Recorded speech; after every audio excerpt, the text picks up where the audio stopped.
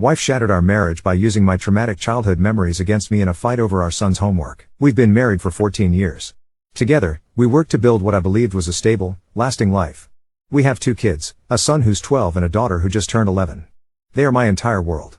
When I look at them, I feel a kind of love I never knew existed.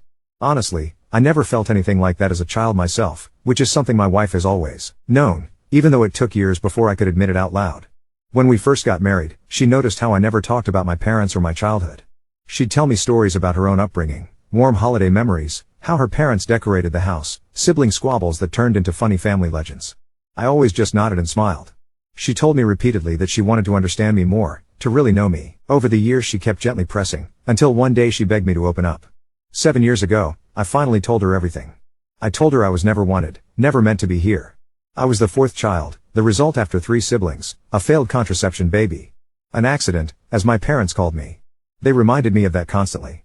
It wasn't subtle. It wasn't hidden. They'd speak it out loud in front of me, over and over. I told her about the amusement park day when I was 9, the day they tried to get rid of me. They left me, on purpose. Even at 9, I knew. They must have thought I'd panic, wander off, maybe just disappear.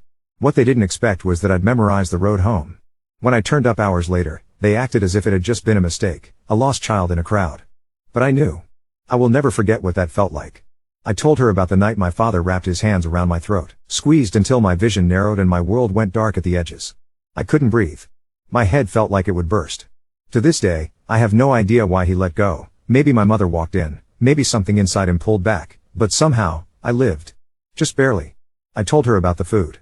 How some nights everyone else ate and I sat there watching, not because we were poor, but because they excluded me. If there was something good, a treat or dessert, they'd divide it among themselves, leaving nothing for me. I'd sit there, stomach gnawing, pretending not to exist, while they laughed amongst themselves. I told her how they never missed a chance to remind me I was only an accident. My parents said it. My siblings picked it up. It was the household joke, that I wasn't supposed to be here.